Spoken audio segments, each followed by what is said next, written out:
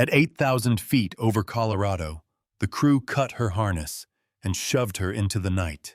No parachute, no warning, just the Black Hawk shrinking to a speck, while Staff Sergeant Ava Brooks turned a fall into a calculation.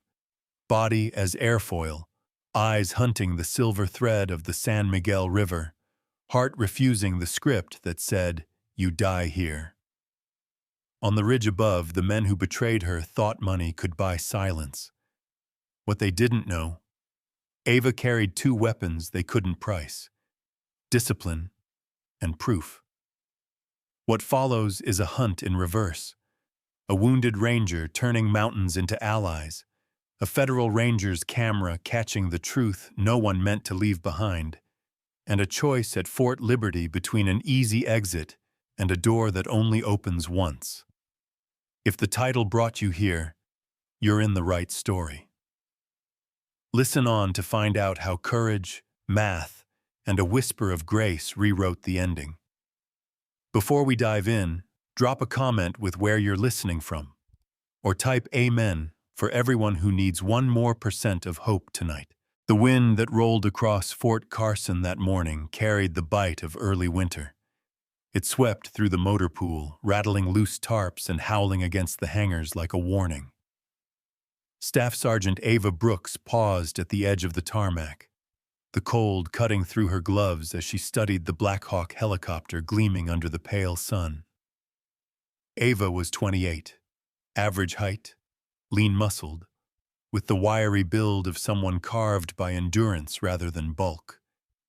Her dark brown hair was cropped close against her neck, a practical cut that framed a face neither delicate nor hard, but precise.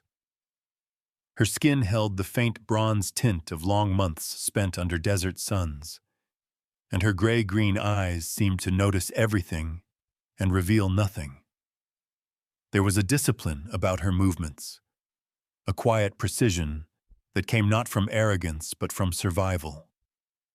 5 years in the 75th Ranger Regiment had left marks no mirror could show, a faint scar at the base of her neck, the habit of sleeping light, the refusal to waste words. The only thing she hated more than incompetence was unnecessary attention. Today, however, attention found her anyway. Inside the operations building, the air was thick with the metallic scent of coffee and gun oil. A dozen soldiers sat scattered across the briefing room, their tan flight suits creased from hours of prep. On the projection screen, the rugged ridgelines of the San Juan Mountains glowed in digital green. At the front stood Major Tom Whitaker, a tall man in his 50s whose uniform still looked like it had been ironed by a drill sergeant. He had a square jaw, streaks of silver in his close-cut hair, and the kind of posture that made subordinates straighten instinctively. His voice carried the calm authority of someone who'd seen too much combat to be impressed by rank alone. "Morning, everyone," he began.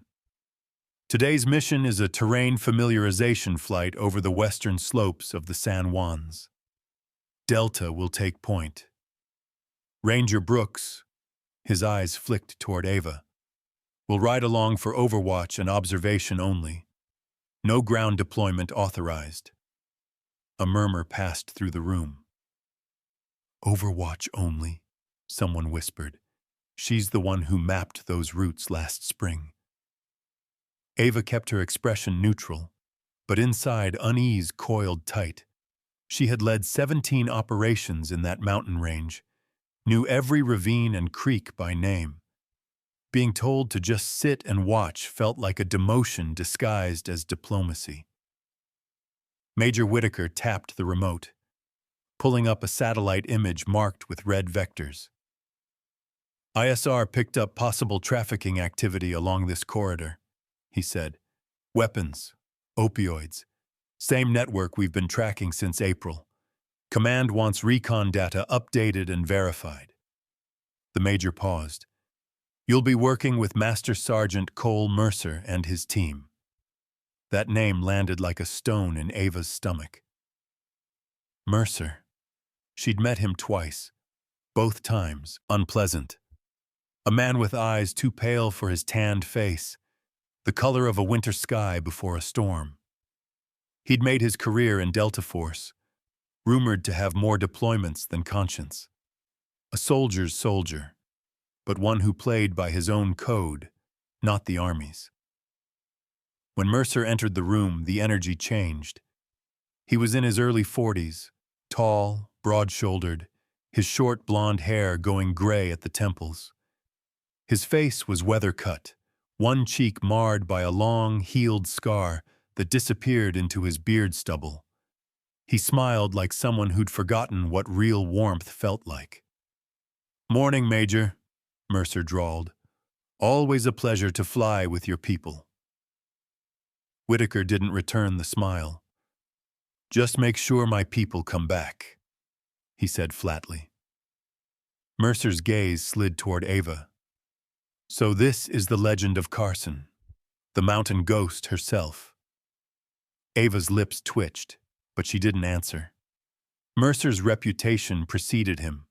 Half soldier, half mercenary, a man whose name surfaced whenever operations went off the record. At the back of the room sat Sergeant Ryan Park, Ava's signal recon partner. Ryan was 26, Korean-American, lean but strong, his black hair perpetually tousled no matter how many regulations tried to tame it. He was the kind of soldier who made tech gear look like an extension of his body. Quick fingers, sharper instincts. But beneath the sarcasm and caffeine addiction was a loyalty that ran bone deep. He caught Ava's eye now, frowning slightly. That silent exchange said everything. Something's off. The briefing moved into standard details: flight path, call signs, extraction contingencies. But Ava barely heard it. Her mind was running patterns. Why replace the Ranger ground team with Delta? Why classify a simple recon file? When the meeting adjourned, the soldiers filtered out in small groups. Mercer and his men, Briggs, Matthews, Hall, and Cooper, moved like a single organism, each one molded from the same granite block. Jokes passed between them in low voices, but their eyes stayed alert, calculating. Ryan waited until they were alone. "Tell me you're not buying that terrain familiarization crap," he said. Ava slung her rifle over one shoulder. "I've heard worse excuses for busy work." "Yeah, but you've never been grounded without cause." He lowered his voice. "I skimmed the intel feed before they locked it down. The name Ahmad Rashidi came up. Remember him? The bomb maker from Kandahar." "Exactly. That file was scrubbed an hour later." Ava's jaw tightened. Rashidi was supposed to be dead. If his name resurfaced, it meant either bad intel or someone wanted him to stay unburied. She zipped her duffel shut and started inventorying gear. "Double your compacts," she said, "and grab the thermal optics from storage. If they're hiding something, I want to see it coming." Ryan arched a brow. "That sounds like prep for a fight, not a ride-along." Ava didn't look up. Experience says plans change faster than weather. The hangar hummed with controlled chaos that night. Mechanics fueled the Blackhawks, their floodlights slicing through the dark. Cold mist crept in from the foothills, coating everything in silver. Ava ran her hands over her rifle. M4A1 carbine, customized grip, matte black. Every weapon had its ritual. Hers began with silence. She checked each magazine twice, then added 2 more pouches than the mission called for. Her vest felt heavier than usual, but so did the air. She caught sight of herself in the reflection of the chopper's hull. The woman staring back looked composed, but her eyes betrayed a flicker of something else. Not fear, exactly, but expectation.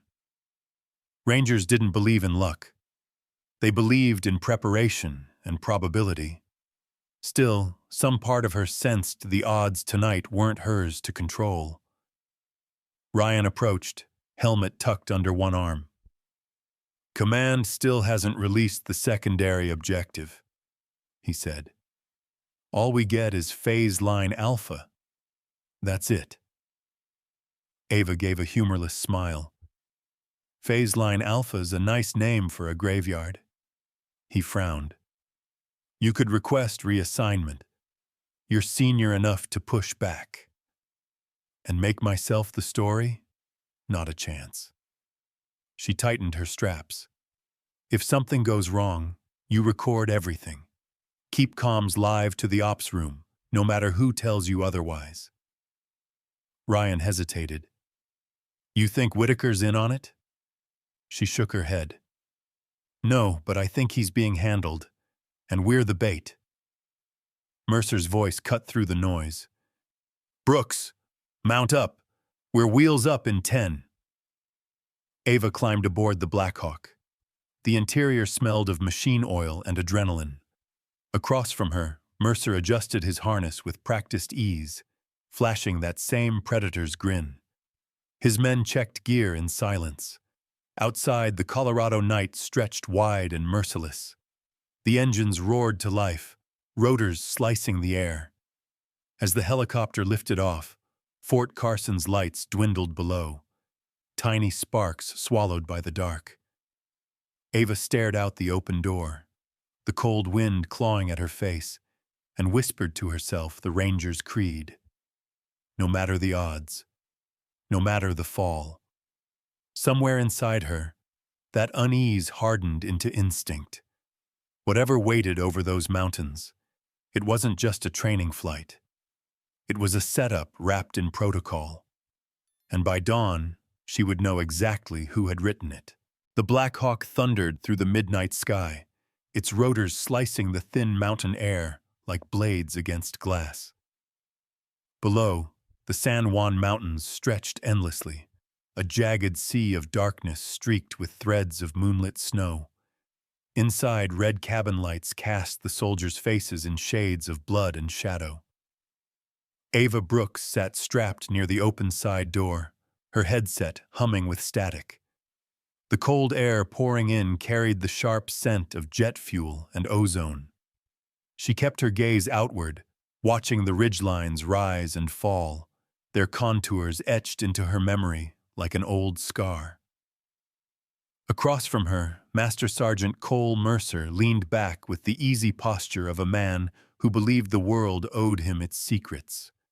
His square jaw was shadowed by a day's stubble, his ice-blue eyes half-lidded with the arrogance of control. Even in the cramped cabin, he seemed to take up too much space. The scar across his left cheek caught the red light, making it look like a crack in his skin. He nudged Sergeant Briggs, the youngest of his team, a broad-shouldered man in his early 30s with sandy hair and a nervous twitch at the corner of his mouth. "You know," Mercer said, his voice smooth over the intercom, "I've heard stories about our ranger friend here. The ghost of the San Juans, right?" Briggs chuckled uncertainly, eyes darting toward Ava. "That what they call her?" Mercer's grin widened. "Yeah. Locals say she moves through the mountains without leaving footprints. Maybe she made a deal with the rocks." Ava didn't rise to the bait. She'd learned long ago that men like Mercer fed on reactions. Instead, she calmly rechecked the safety on her rifle. Her movements were measured, almost ritualistic. Mercer leaned forward slightly, lowering his voice. "Tell me, Brooks, what's it like knowing the terrain better than the people who own it?" Ava turned just enough to meet his gaze. "Owning ground doesn't mean surviving it." For a split second, silence hung heavy in the cabin. Even over the roar of the rotors, the tension hummed. Then Mercer smiled, slow and humorless. "Fair enough." In the corner, Sergeant Hall, a compact, wiry man with a shaved head and eyes that never stopped scanning, checked his weapon and muttered something to Matthews, the team's medic, a lanky soldier with a quiet, almost clerical demeanor. Cooper, The radio operator was the last. Mid-30s, dark hair, expression blank, like someone who had already learned to turn his conscience off. Together, they moved with the eerie coordination of men who had trained and killed side by side. Ryan Park's voice crackled faintly in Ava's ear. Blackhawk 2-1, this is ground command. You're approaching phase line Alpha in 3 minutes. Copy? Mercer answered before she could. 2-1 copies, command. We have visual on the valley. His tone was lazy, almost mocking. The pilot's voice came over the intercom next, a woman's, sharp and clipped. Roger that, 2 minutes to drop zone. Wind cross current 5 knots. Adjust course east-northeast. Ava leaned toward the door, scanning the valley below through her night vision goggles. The river glimmered faintly, a snake of silver between the black peaks. She was thinking about how cold it must be down there when something shifted in her periphery. Mercer stood, stretching his arms like a man easing into conversation. But his eyes were wrong, too calm, too deliberate. He made a subtle gesture with his gloved hand, and the other 4 Delta operators mirrored the movement almost simultaneously. Ava's instincts, honed by years of reading ambushes, kicked in before her mind caught up. Her hand drifted toward her sidearm. Mercer spoke softly into the comms, his voice carrying a strange finality. You know what your problem is, Brooks? Ava didn't answer. He took 1 step closer. You're too good. You close too many doors, make too many enemies. Command noticed. Hell, everyone noticed. Briggs shifted, his body turning slightly to block Ava's line of sight to the cockpit. The others adjusted too, small movements, coordinated. They were forming a box. Whose business? She asked evenly, though her pulse began to drum in her ears. The kind that pays better than patriotism, Mercer said. He drew his combat knife, a black steel blade that gleamed in the red light. Our friend Rashidi doesn't like Rangers walking his routes. He's offering 50 grand per head to anyone who keeps his corridors open. The words hit like a gut punch. Ava realized then this wasn't about the mission at all. This was cleanup. She tried to calculate the odds. 5 operators. Confined space, no element of surprise. She'd die before she could even unbuckle. Mercer crouched beside her, knife twirling lazily in his hand. Nothing personal, Brooks. You're just too efficient. Makes the rest of us look bad. Before she could respond, he reached forward, too fast. The knife flashed once, slicing clean through the nylon harness strap across her chest.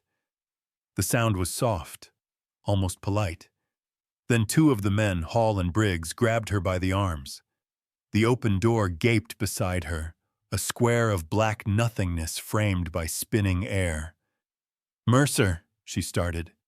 Should have stayed on the ground, he said. And then they shoved. The world fell away in a rush of wind and chaos.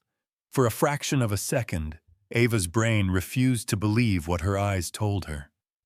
The helicopter was gone, just a dark shape receding against a field of stars. Then gravity claimed her. The wind screamed around her body, tearing at her clothes, her gear, her thoughts. The altimeter on her wrist blinked madly, 8,000 feet. Panic was the natural reaction, but panic got people killed. Training took over. Ava forced her limbs out into a stable spread, forming an arch with her body. The motion slowed her spin. Her breathing came fast but controlled. She had 40 seconds, maybe less. Below, the moon caught the glint of water, the San Miguel River, winding like a mirror through the valley. The banks were steep, the water shallow, but it was her only chance. She adjusted her angle, using her body like a wing to steer. Her mind raced through old lessons: impact dynamics, fluid resistance, the combat water survival course at Fort Benning. Feet first, angle 45, tense but not rigid, she whispered, the words drowned by the wind. 30 seconds. The cold bit through her gloves, turning her fingers numb. Every muscle in her body screamed to flail, to fight the pull of the sky, but she refused. 20 seconds. The river grew larger, shimmering silver blue. 10. She pulled her rifle tight to her chest, locked her legs together, and folded her arms over her head. The ground, no, the water, rushed up at terminal velocity. Impact. The world exploded. The force slammed through her body like being hit by a truck of ice. Pain detonated in her shoulder as it dislocated with a wet pop. Her ribs cracked under the pressure.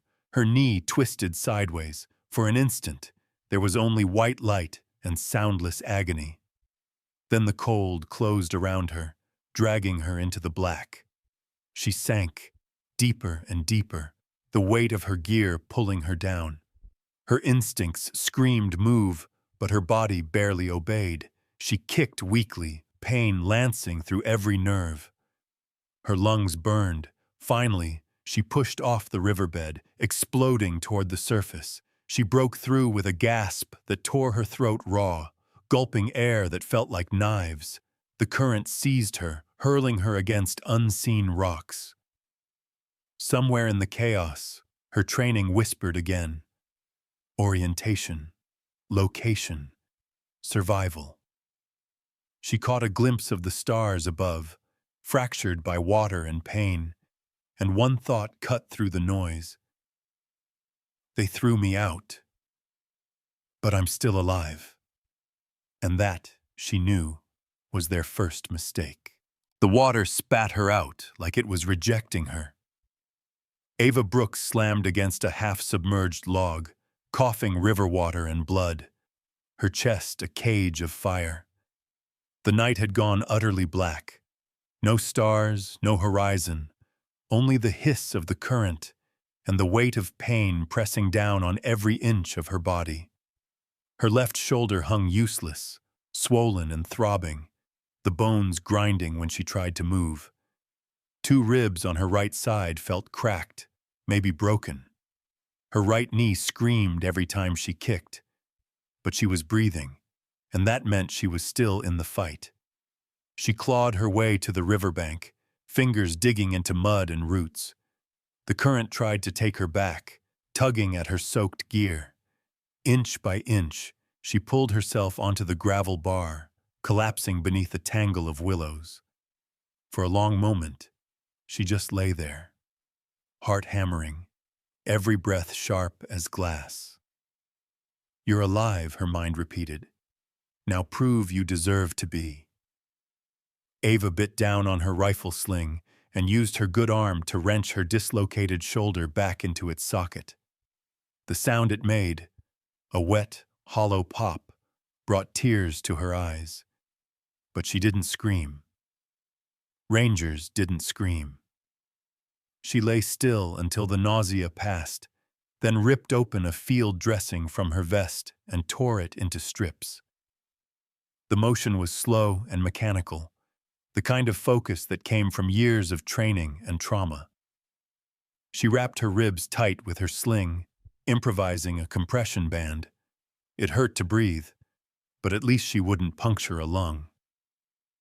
Her hand brushed the radio clipped to her vest. The casing was cracked, waterlogged, useless. She pried it open anyway. Habit, hope, desperation. The circuits sparked faintly and died. Only the small GPS beacon blinked a steady red, its waterproof housing miraculously intact. She stared at the light for a long time. One press, and it would send her coordinates straight to command. But that also meant it would ping the Delta team, the same men who had just thrown her out of a helicopter. Ava snapped it shut. Not yet, she whispered to herself, voice hoarse. You don't light a flare for wolves. The forest loomed ahead, towering pines and black spruce, thick with mist. Somewhere in the distance, she could hear the faint thump of helicopter rotors fading into the night. They'd circle back soon, maybe to confirm the kill. She needed cover. Gritting her teeth, Ava staggered to her feet, dragging her rifle behind her. Her soaked boots squelched with every step, the cold chewing through her muscles.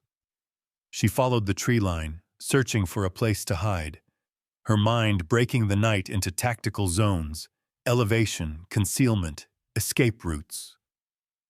After half an hour of agony, she found what she needed, a cluster of boulders half buried under roots and moss, forming a shallow overhang. It wasn't much, but it gave her shelter from sight and wind. She crawled inside and pulled out her emergency kit, a waterproof pouch she'd packed against every rule of probability. Inside, fire starter, 2 protein bars, an emergency blanket, and a morphine injector. The last item tempted her like sin. Her ribs burned, her shoulder throbbed, her whole body felt flayed raw. But she knew better. Morphine dulled more than pain. It dulled the mind. She dropped it back into the pouch and tore open a protein bar instead. It tasted like cardboard and dust. The cold deepened. She wrapped the emergency blanket around herself, its metallic crinkle lost in the wind. Her thoughts began to slow, but not from exhaustion, from calculation. Mercer would report her dead, of course. Then they'd move to sanitize, destroy evidence, eliminate loose ends, maybe even anyone who suspected what really happened. She had to move before sunrise. Ava rested her head against the rock, eyes half-lidded. For the first time since the fall, she let herself breathe. Not easy, not fully, but enough. The forest's breath mingled with hers, cold and steady. 30 miles away, deep in the lower San Juan range, Maya Lopez adjusted her night vision scope. She had been awake for 36 hours, but fatigue never slowed her much. Maya was 33, a U.S. Forest Service ranger, born and raised in Durango. She stood just under 5'7", solid and athletic from years of hiking patrols.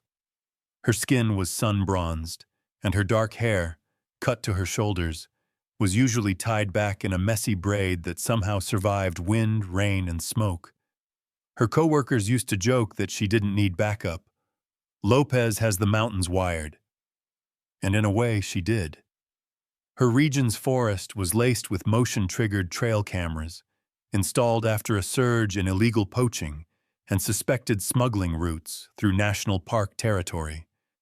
Maya's face was lit only by the faint glow of her laptop, balanced on the dashboard of her dusty government-issued Jeep. Steam curled from the coffee cup wedged beside her gearshift. The digital feed flickered. Trees, darkness, wind movement. Then, at 0047, one of her northern cameras caught something impossible. A streak of light cut across the screen, not a meteor. Too close, too deliberate. It flared once, then vanished beyond the tree line. "What the hell?" Maya murmured, rewinding the footage. The angle showed the light tumbling, not soaring, like a falling object. She frowned, tapping coordinates into her handheld GPS. That location was near the San Miguel River, rugged, remote, and nowhere near any authorized flight path. Probably a crashed drone, she thought, or a flare from poachers signaling each other. But as she zoomed in, the brightness and trajectory looked off. It wasn't a flare. It was something larger. A vehicle. Maybe even an aircraft piece. Her instincts, honed from a decade in wildland enforcement, prickled. Maya had seen things before: hunting accidents, illegal mining camps, cartel stash sites. But this felt different. She opened her glove box and retrieved her sidearm, a worn SIG P320, standard issue but well maintained. "All right," she muttered, half to herself. "Let's go find out what just fell out of the sky." Back at the river, Ava was fading. The adrenaline was gone, leaving her cold and shaking. Every sound felt magnified: the distant river, the whisper of pine needles, the faint crackle of frost settling on leaves. She checked her wristwatch. 02:13. She had been on the ground less than 2 hours, but it felt like a lifetime. Her shoulder pulsed in time with her heartbeat.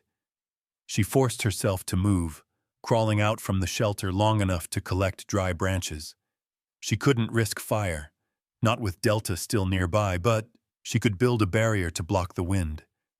Her hands trembled so hard she had to use her teeth to knot the blanket against the rocks. When she finished, she sat there, staring at the small, blinking light on her GPS beacon again. She thought of Ryan Park, probably pacing the comms tent back at Fort Carson, wondering why the feed went dead. If anyone could trace her, it would be him. But if she activated the beacon, Mercer would see it too. And he'd come, not to rescue, but to finish the job. So she waited, every muscle coiled, every nerve alive with pain and purpose. Outside, the forest stretched on, endless and unknowable. Somewhere to the north, an engine started, a jeep's, faint but distinct.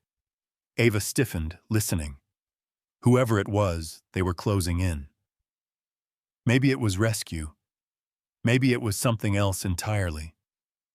But one truth stayed clear in her mind, even through the ache and exhaustion. Survival isn't luck. It's the will to keep moving when everything in you screams to stop.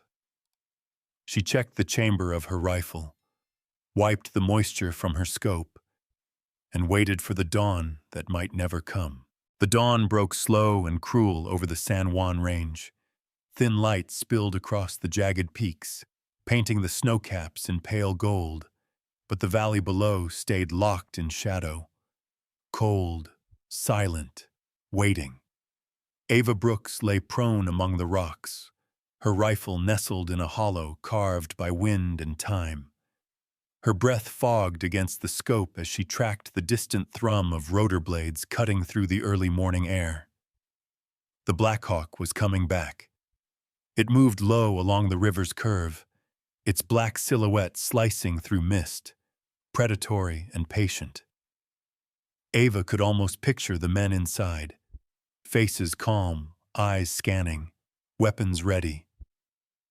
Mercer wouldn't rest until he saw her body, not just a bloodstain on the rocks. She rolled her aching shoulder carefully, the pain sharp but familiar. Her ribs burned each time she inhaled. Every movement was a negotiation with agony. But she was alive, and alive meant she still had a mission. Through her cracked binoculars, she saw the helicopter hover, rotors stirring dust and snow. 5 figures jumped down, their dark gear blending into the terrain. She recognized their movements instantly, disciplined, professional, too smooth to be anything but Delta. Cole Mercer stood at the center, barking orders into his headset. Even from this distance, nearly 800 meters, Ava could make out his body language. Confident, methodical, absolutely sure he was in control. He was wrong. She adjusted her scope, aligning the crosshairs with the small antenna protruding from his shoulder radio. Wind speed, 2 knots east. Distance, 813 meters. She exhaled slowly, timing her pulse. Breathe in. Breathe out. Between the beats. Her finger squeezed the trigger. The rifle cracked like thunder rolling down the valley. A heartbeat later, Mercer's radio exploded in a burst of sparks, shards scattering across his vest. He dove behind a boulder, shouting commands, while his men hit the ground in perfect synchronization. Ava smiled grimly. Message sent. I'm alive. Now it was a hunt. Mercer ripped the shattered antenna from his vest and flung it aside. His jaw clenched hard enough to make his neck veins bulge. God damn it, she's breathing. Briggs crouched beside him, face pale. That was a precision shot, sir. She could have taken your head clean off. Mercer's icy eyes cut toward him.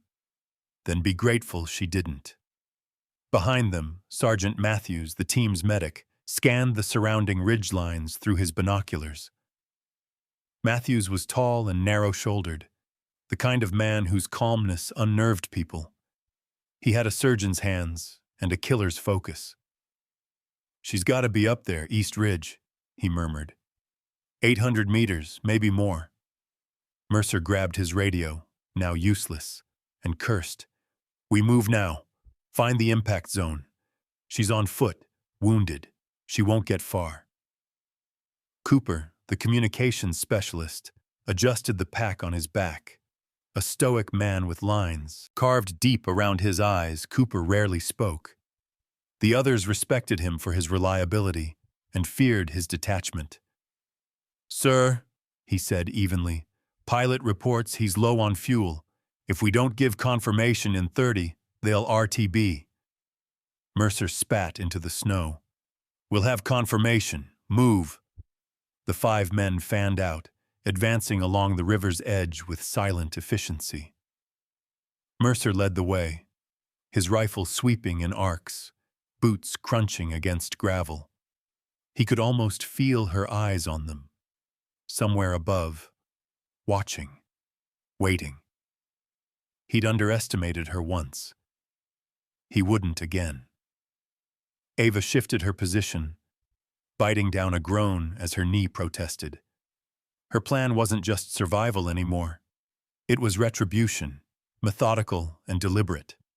She'd spent years learning how to track insurgents who vanished into the Afghan mountains. The irony wasn't lost on her.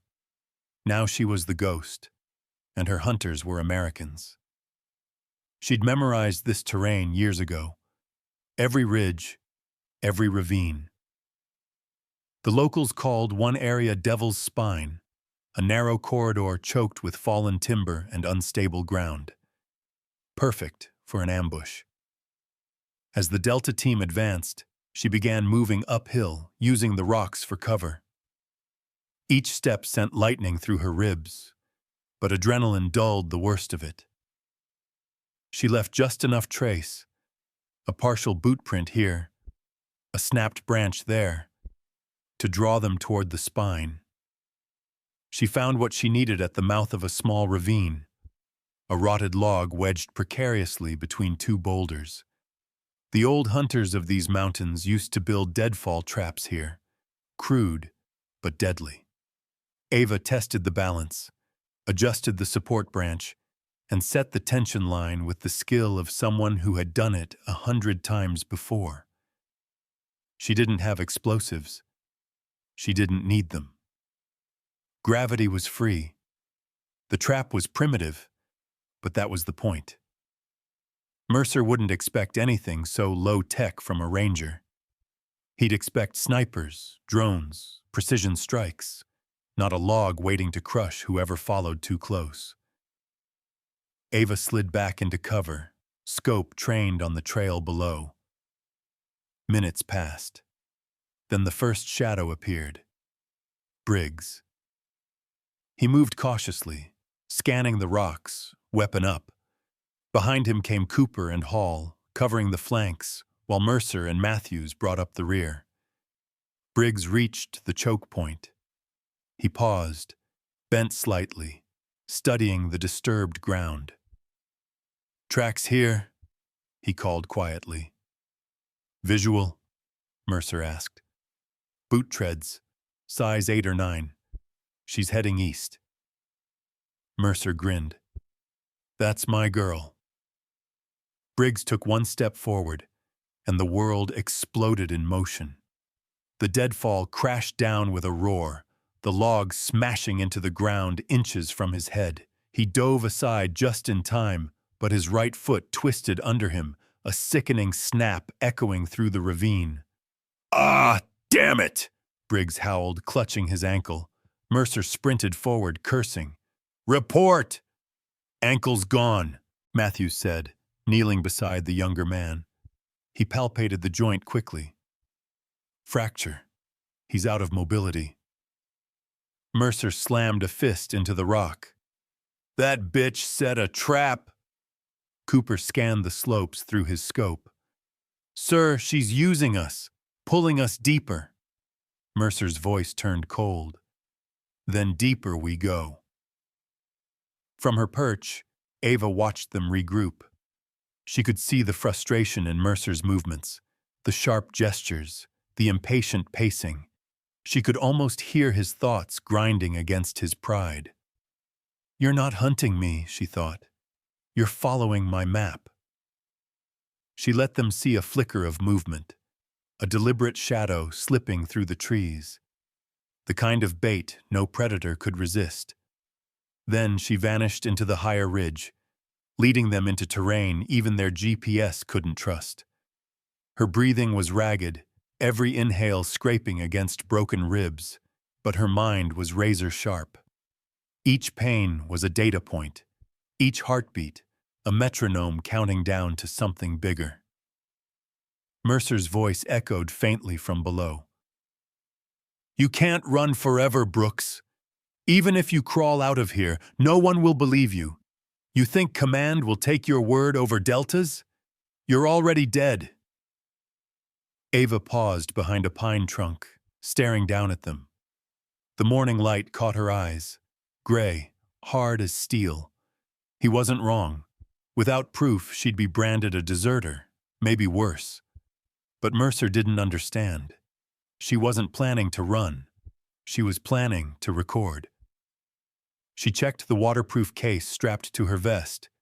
Inside, her damaged radio, cracked but salvageable, and a miniature digital recorder she carried for recon logs. The microphone still worked. She'd just need to get close enough. Evidence, she thought.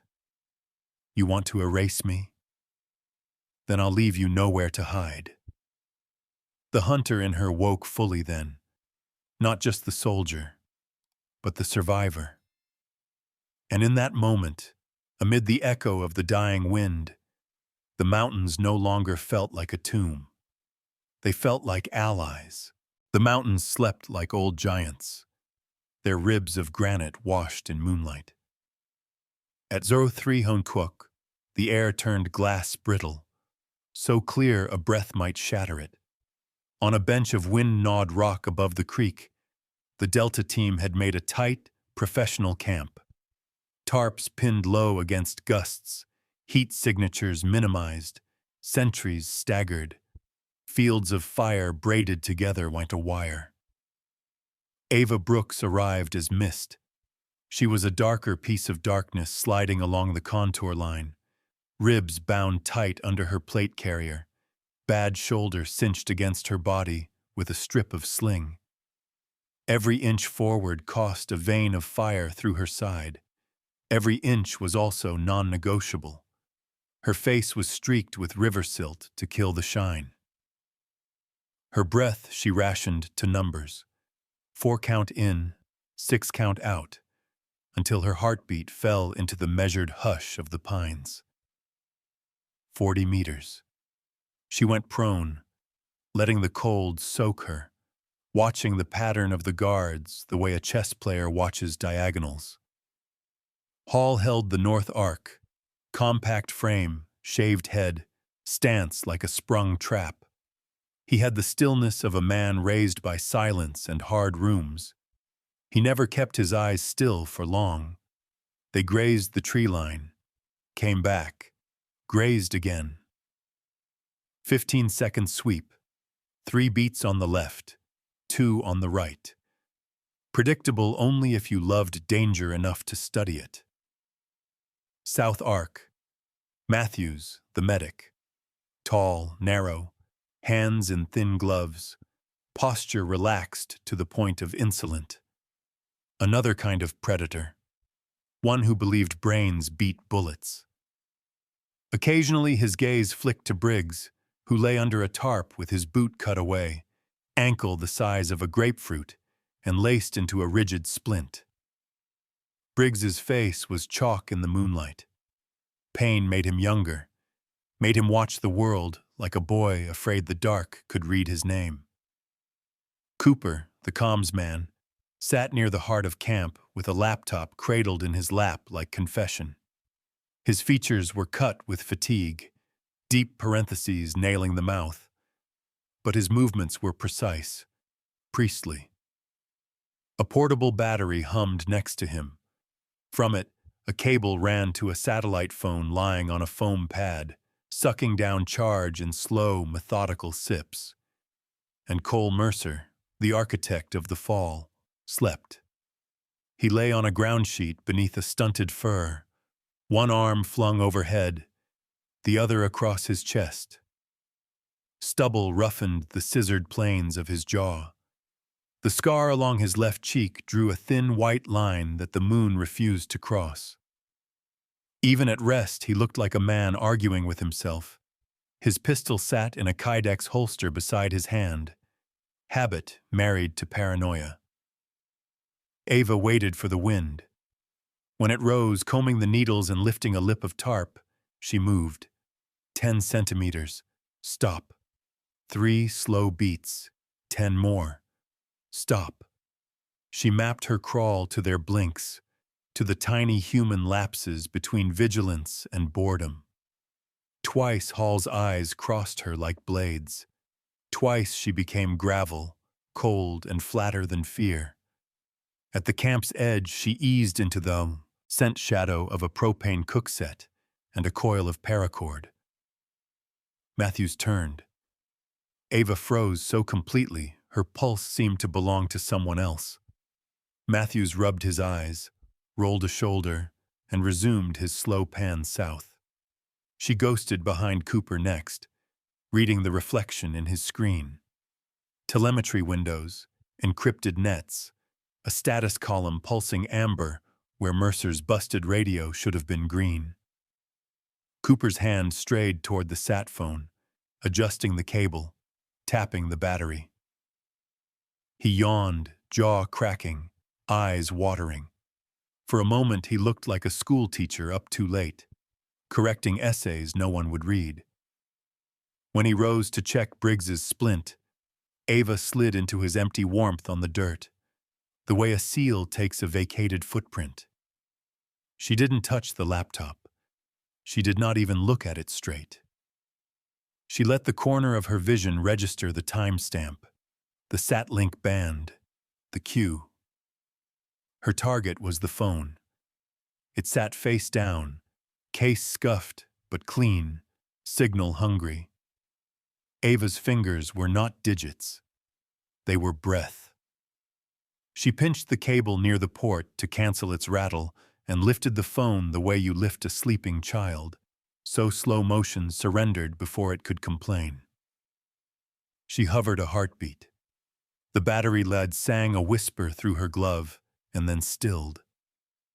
She rolled the phone into the heel of her hand and brought it against her chest, screened toward fabric to choke any light. In the cave of her slinged arm, she thumbed awake the device, bled brightness down to nothing, and tapped the message interface. Her muscles shook, not from fear, but from the riot of small pain. She ignored it the way she had learned to ignore a hailstorm, by becoming a roof. 2 R Park, secure short. MSG, STLTH, alive, Merc Ply 4. Ridge, moving, 1-2. HRS, cache. Bravo, 37.9336 N, 107.8621 Wu. Recorder, wash ammo, med, do not broadcast. QRF, hold high, trust. Whitaker, proof coming. She read it twice, killed the send tone, and pulsed it out on the quietest handshake the phone allowed. A green dot winked once. The uplink caught. No more. She scrubbed the draft, scrubbed recent items, killed the keyboard cache, rolled the brightness black, and let the phone return to its place on the foam, with the cable already confessing to gravity. One step out, then a second, back into the wind seam. She could feel her body wanting to hurry, and she punished that urge with stillness. That was when something in the air changed. The warmth of another person's breath entering the cold. Mercer's eyes were open. They didn't widen. Men like him didn't believe in surprise, but the pupils tightened like gun barrels. His right hand began to move for the pistol, with a calmness that didn't belong to mortals. Ava's knife was already in her palm. It was a compact, stone-washed blade, edge freshened against river rock, taped along the spine so her grip would not squeal. She did not slash. She pinned. The blade punched clean through the web of Mercer's right hand into the frozen earth beneath. The sound a wet tap, like a cork seating in a bottle. The pistol hand went nowhere. The pistol itself bucked once and died under her knee. Mercer's breath left him in a shape like a word he didn't want anyone to know. His mouth opened on a growl. Ava's free hand found his throat and leaned, not to crush, just to promise. Her face was so close he could count the frost in her lashes. "Make a sound, and you lose the other hand," she said, voice shredded silk. "Blink once if you understand." He held her stare, glacier eyes meeting storm. Then once he blinked. Ava's bad shoulder burned like a brand. She let the pain remind her of time. Hall's route would bring him across this angle in 8 seconds. Matthews would pivot on the silence after 12. Cooper, if he heard the pistol's half-click, would need 3 to decide and 2 to stand. Briggs, non-factor. She leaned closer, not for drama, but for range. 50,000 buys you idiots, she breathed. It won't buy the mountains, or the tape. His pupils flared. The name of the thing she'd come for, proof, passed through him like a flinch. He moved his left shoulder, and she was already gone. She peeled backward, steps nested in their own shadows, breath counted in prime numbers, using the fire's trunk to steal her shape from Hall's sweep.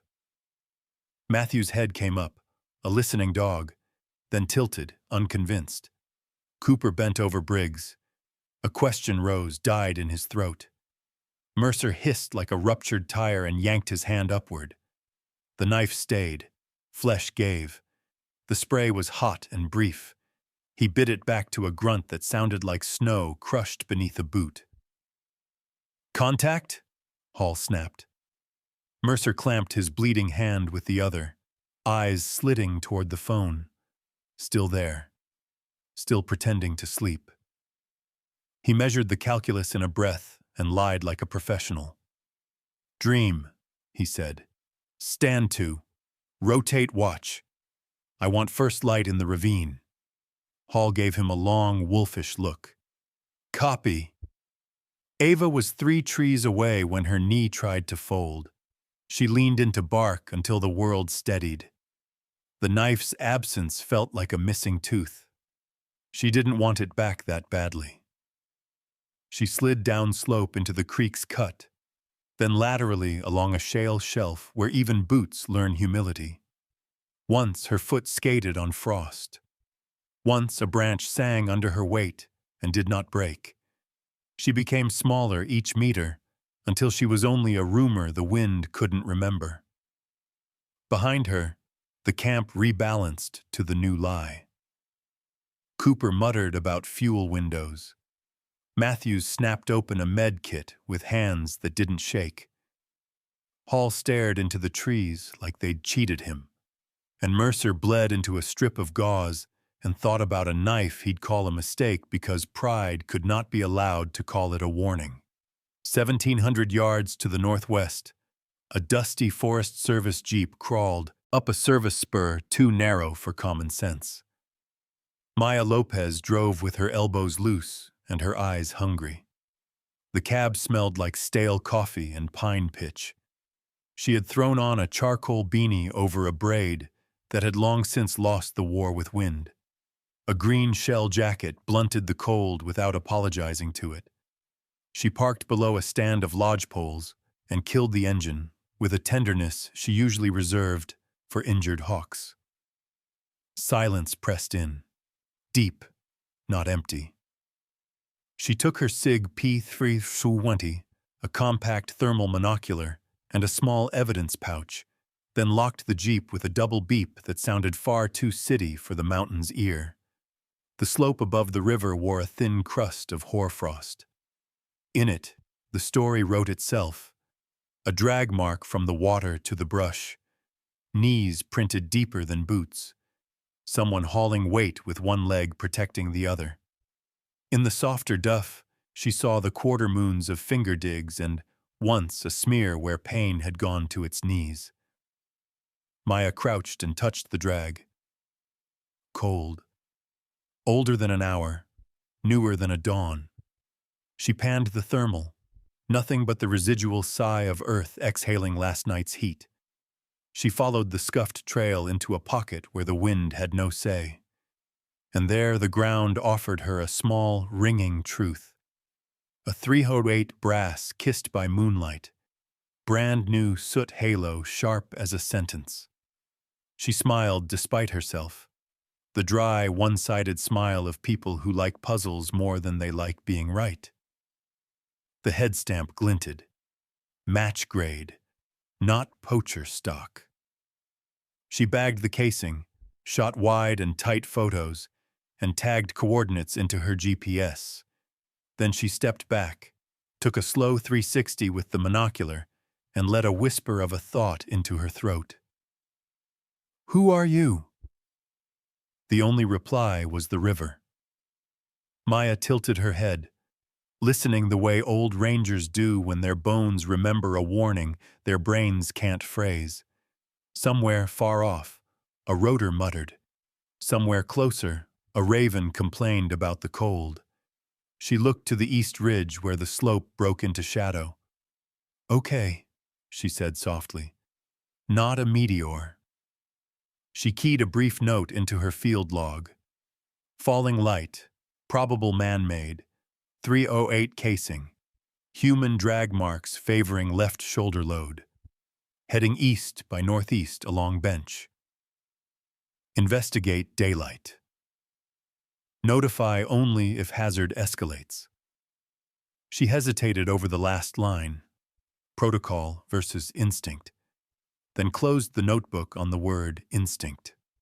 The mountains kept their secrets like wolves keep distance. Maya zipped her pouch, checked her 6, and ghosted upslope, not hunting so much as listening for permission. Ava reached the lee of a split boulder and let herself fold into it. The cold sneaked its fingers under her armor, found the quiver at the hinge of her jaw. She pulled the emergency blanket tighter and closed her eyes to the kind of rest that isn't sleep, but will do in a world that doesn't offer better. She pictured Ryan reading the short burst on a backlit screen, jaw setting.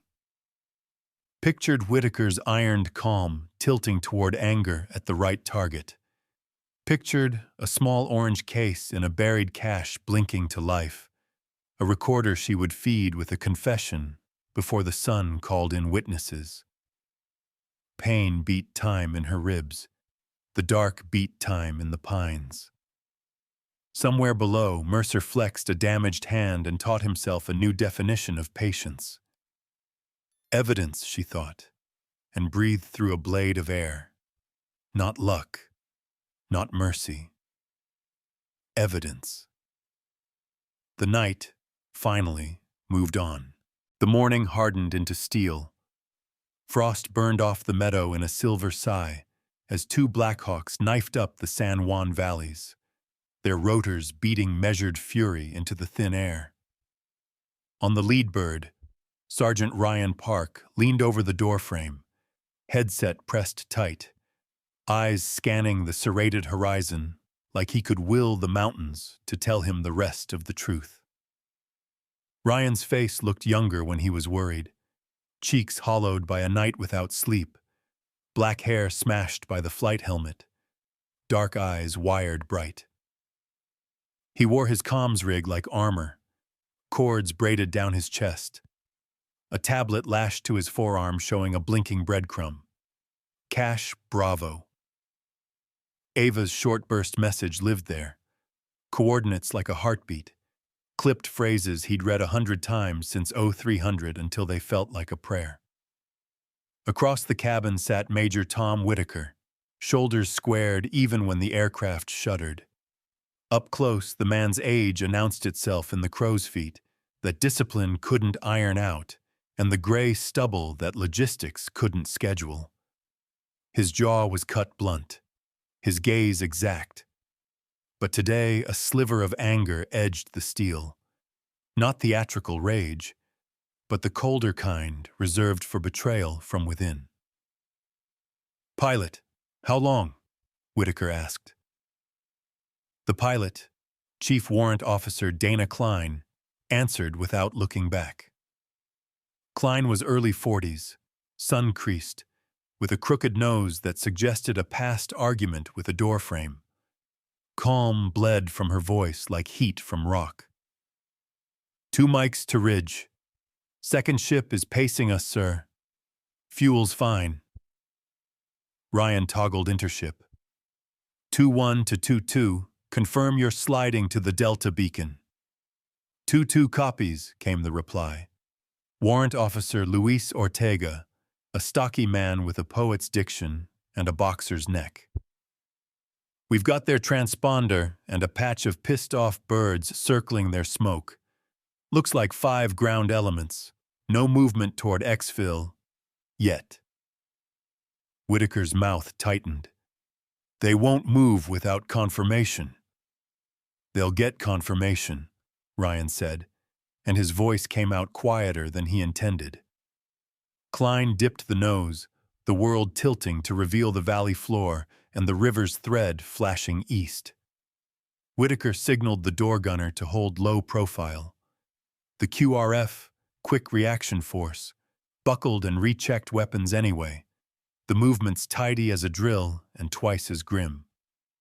Among them, Corporal Eli Navarro, broad-shouldered with a soft Bronx baritone, kissed a St. Michael medal before tucking it back under his plate carrier.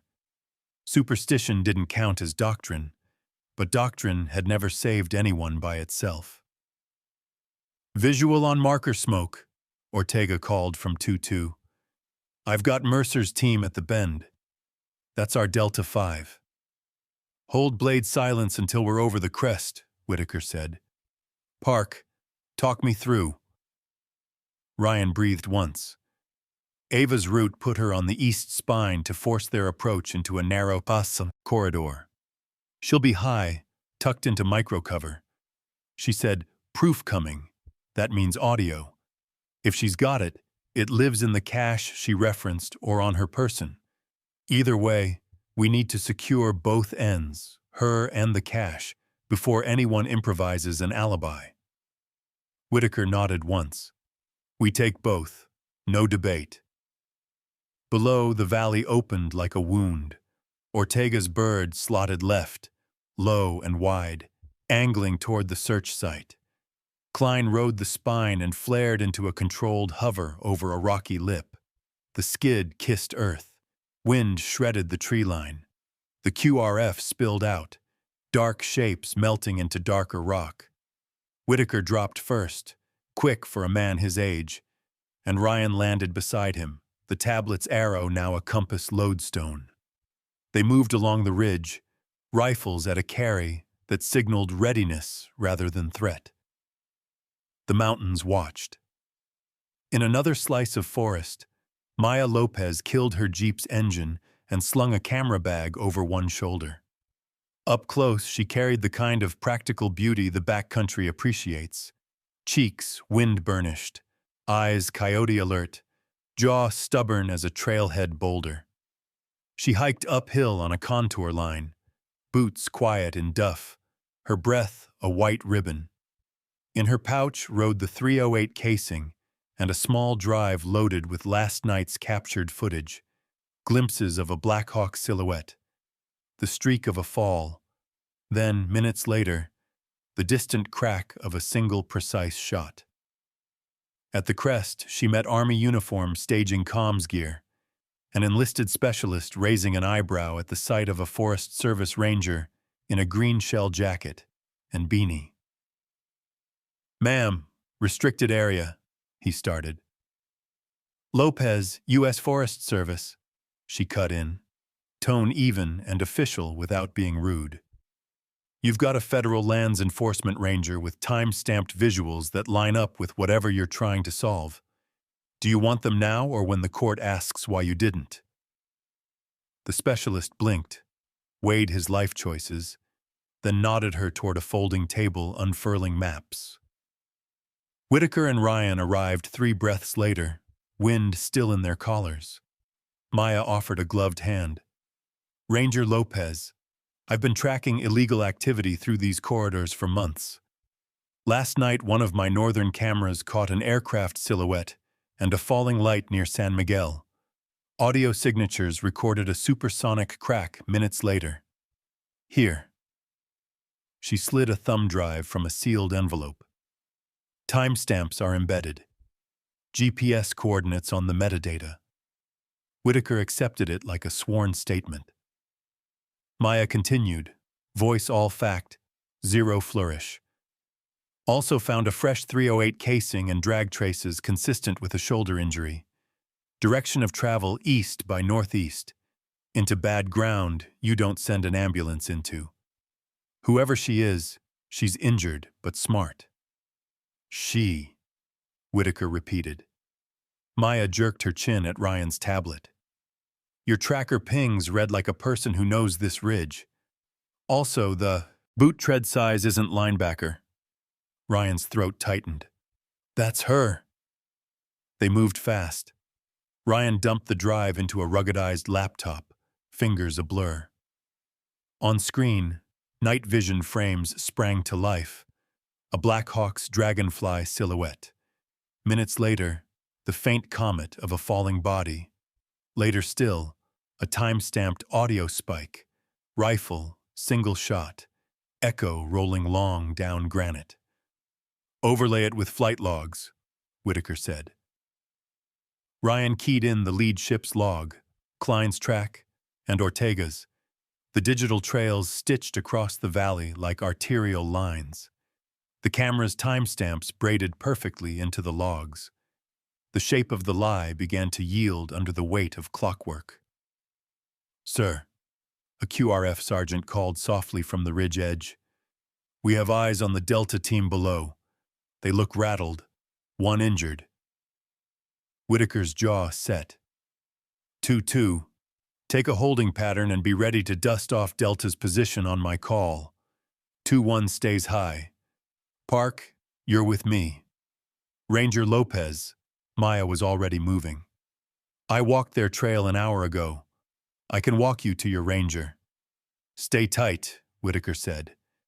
Then, in a voice made for courtrooms, "And Lopez, this is now a military scene." She met his gaze. "And still federal land. We'll share." Against his habit, he almost smiled. They found Cash Bravo under a cairn the size of a teenager's backpack, tucked into a seam of basalt where snow never lingered. Ryan brushed away scree and lifted the lid. Inside, 2 mags sealed against moisture, a compact med roll, and a bright orange recorder in a waterproof sleeve with a strip of tape across it. AB, corridor scrawled in Sharpie. Ryan slotted the recorder into the laptop's side port. The file tree was sparse. One file, timestamped 0317. Play it, Whitaker said. Static, wind, then a low rumble, a man's voice, cold-edged and intimate, the kind that pays better than patriotism. Rashidi wants those routes open, 50 grand each. We sanitize, we walk. Ryan's hands clenched into fists before he knew they'd moved. Another voice, a whisper like torn silk. Ava's, steady, contained even in pain. Make a sound and you lose the other hand. There was the wet thunk of a blade into earth, a hiss, shoes on grit, then silence. Whitaker exhaled slow. If anger had a color, it washed his face for a moment and then receded into command. That's enough for probable cause, he said, and enough for handcuffs. He keyed his radio. All elements, on my mark we descend to the search site. 2-2, set down within shouting distance of Delta. Weapons at low ready. This is a disarm, not a firefight. Copy all, Ortega answered. Rotor thrum shifted in the valley's throat. They came over the lip like law. The Delta 5 looked up as the second Blackhawk shouldered down. Prop wash flattening grass, slapping tarps. Cole Mercer stood with a bandaged right hand, face carved down to essentials. Briggs sat on a rock, ankle mummified, pain making his breath small. Hall, Matthews, and Cooper fell into a triangle born of habit, their eyes doing arithmetic fast. Whitaker stepped into the rotor wash, voice ablade. Weapons down, hands where I can see them. Major, Mercer called back, trying authority on like a borrowed coat. We're mid-search. Our radios are compromised. Save it. Whitaker's tone left no room in the world for adjectives. You're relieved. Sergeant Park? Ryan held up the rugged laptop. He tapped play. Mercer's own words entered the morning like a verdict. Pays better than patriotism. Rashidi. Sanitize. For a heartbeat, the valley held its breath. Then Cooper lowered his rifle first. Matthews followed, jaw set in a physician's kind of shame. Hall stared at Mercer, then at Whitaker, and made a choice that sounded like a metal buckle unclipping. On your knees, the QRF sergeant ordered. Interlace fingers. Now. They complied. Whitaker's MPs moved in with zip cuffs, efficient and quiet. Ortega's crewman stepped down with a med bag for Briggs. Matthews, out of habit, tried to help and was gently shouldered aside. Mercer watched Whitaker with eyes of glacier glass. You can't build a case off a knife and a bedtime story. We'll build it off flight logs, telemetry, your sat phone metadata, and a Federal Rangers footage, Whitaker replied. The story's just the part you'll hear every night. Up on the spine, a figure moved between stones, small against the sky and stubborn against physics. Ava Brooks came down under her own power, gait tight to protect the knee, left shoulder strapped, ribs bound under the vest. Mud and frost painted her cheekbones. Her eyes were gray iron, unblinking. Ryan started forward, then stopped when she lifted a palm. Let me do it. She closed the last few yards alone. The QRF parted in a practiced wave. Whitaker's mouth pressed thin. A mixture of relief and something like respect threaded with apology. Staff Sergeant, he said, voice gentler than any of them had heard from him in years. Ava didn't salute. Her body was a map of reasons not to. She glanced once at the zip-cuffed men, settled on Mercer long enough to make the mountains colder, and then stepped to the Blackhawk's skid. Med evac is ready, Ryan said, throat rough. Ava set her boot on the step, held there through the lightning that ran her ribs, and then hauled herself inside without a hand offered or asked. She took in a breath that tried to break her, and said, not loudly, but so it reached every corner of the clearing. Rangers don't quit. The rotors lifted her words and carried them down the valley. 3 weeks turned the San Juans into paperwork and evidence chains. The mountain's cold became fluorescent light and polished floors, and the sound of rotors gave way to the hush of conditioned air whispering through vents. At Fort Liberty, the old bones of a war post wore a new face, glass corridors and badge readers blinking green like tired eyes. Staff Sergeant Ava Brooks sat in a chair that tried to be comfortable and failed. The brace on her left shoulder was slim, black, and efficient. The elastic wrap around her ribs hid beneath a pressed uniform that smelled faintly of detergent instead of river silt. The yellowing bruise along her cheekbone had faded to an autumn smear. Her eyes, though, gray-green, still looked like weather rolling in. Across the conference table sat General Alan Pierce, the man the building seemed to straighten itself for. Mid-50s, his height carried easily on a lean frame that never learned slouch. Close-cropped iron hair set off a face carved in the careful lines of patience and justice. Not handsome, exactly, but authoritative, with a nose that had been broken long enough ago to give him character instead of sympathy. His uniform wore its decorations without ostentation, and when he spoke, the room listened as if it was the floor being addressed. To his right, a civilian in a slate suit managed silent competence. He was in his late 40s, olive skin, brown hair combed with grudging gel, a narrow tie like a rule he didn't write. A discreet lapel pin hinted at an office that preferred acronyms to introductions. When he did speak, his voice was velvet over steel. "Call me Hale," he said when they sat. "That's all you need for now." Pierce folded his hands. The knuckles were banged up, a boxer's relics that had learned pens. "Staff Sergeant Brooks." "Sir?" "I've read every line," he said. "Twice." He nudged the case file with a single finger, thick with flight logs, telemetry prints, sat phone metadata, and a single orange recorder bagged and labeled. The mountain of a life condensed to paper and bytes.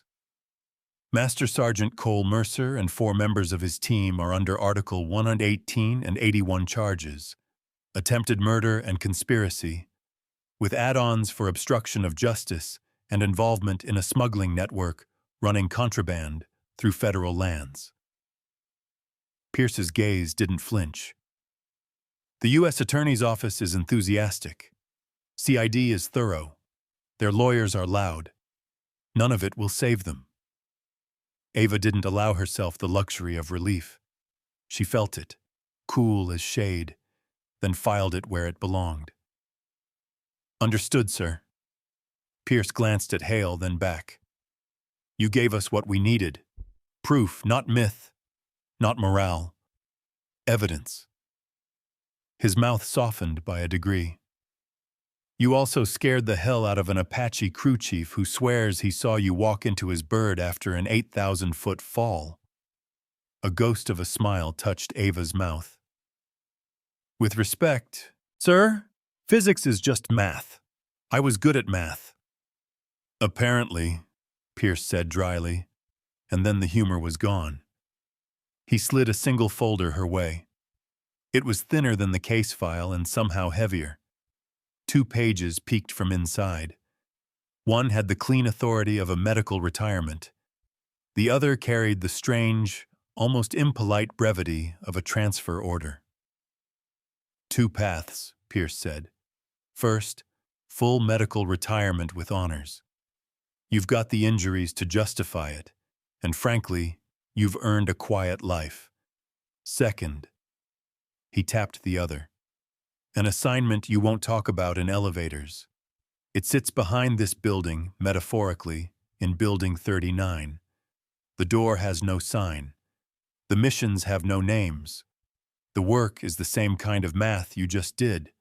Bad odds, clean angles, and no room for mistakes." Hale added, You'd be doing deniable reconnaissance and short-leash interdiction. Small teams, no press. When it goes well, someone else gets the credit. When it goes badly, we pretend it never happened.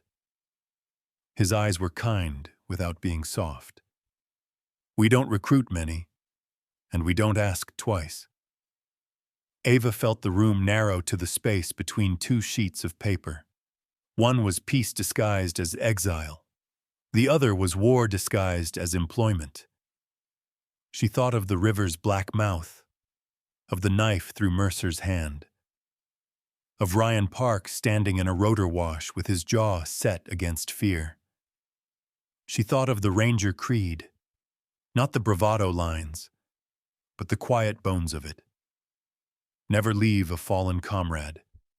Accept the fact that in war you may die, and on the way there, do the work. Before you answer, Pierce said, there are 2 acknowledgments on the record.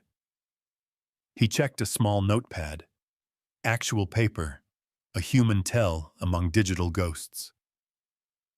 First, the Department of Interior has requested an interagency liaison for operations countering smuggling networks that exploit federal lands. Your, fellow witness in Colorado, Ranger Maya Lopez, submitted footage and field evidence that matched our internal logs to the second. Her work is already shaping our prosecution.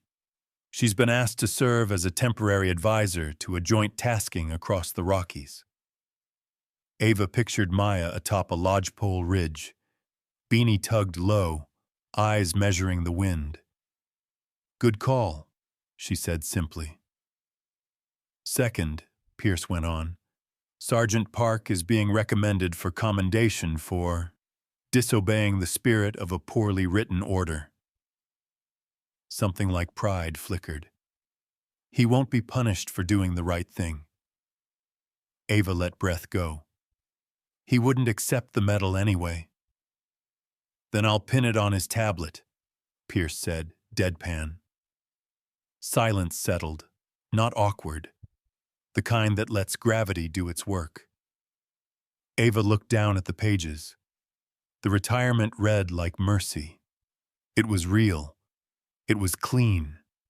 It was a door into a life without rotors and mountain edges and men like Mercer.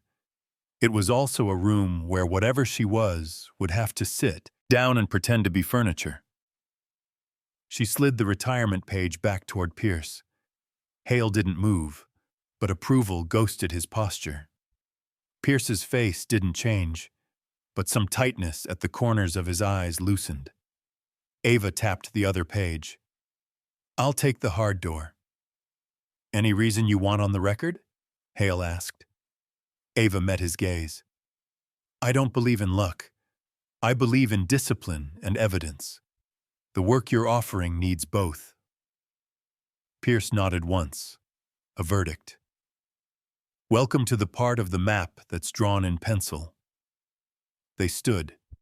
Hale extended a slim leather folder, temporary credentials, a number that wasn't hers, but would find her anywhere. Pierce offered his hand. His grip was firm, not crushing, the shake of a man who respected finished decisions. As Ava turned for the door, it opened on its own. Sergeant Ryan Park filled the frame and then realized he was interrupting the laws of story. 26, uniform squared away, hair trying and failing to obey, the same battered tablet under his arm, like a continuation of skeletal structure.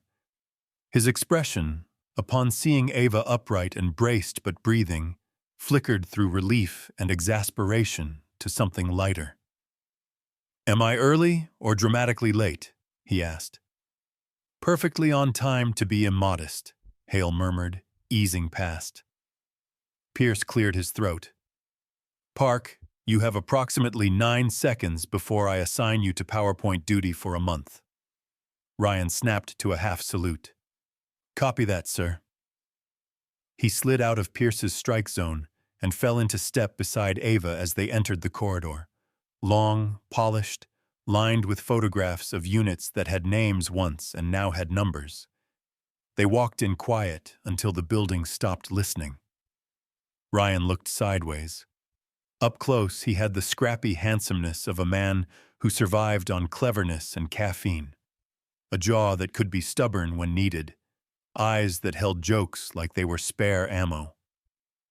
"You," he said, not bothering with preamble, "just turned an 8,000-foot push into a perfect legal reversal. You aware of that?" Ava let the faintest smile cut a corner of her mouth. It wasn't magic. It was discipline plus proof. She touched the brace lightly. And a poor relationship with gravity. Ryan huffed a laugh. The sound bounced off glass. "They offered you out, didn't they?" She didn't answer. She didn't need to. He bumped her shoulder very gently, mindful of the brace. "Figures.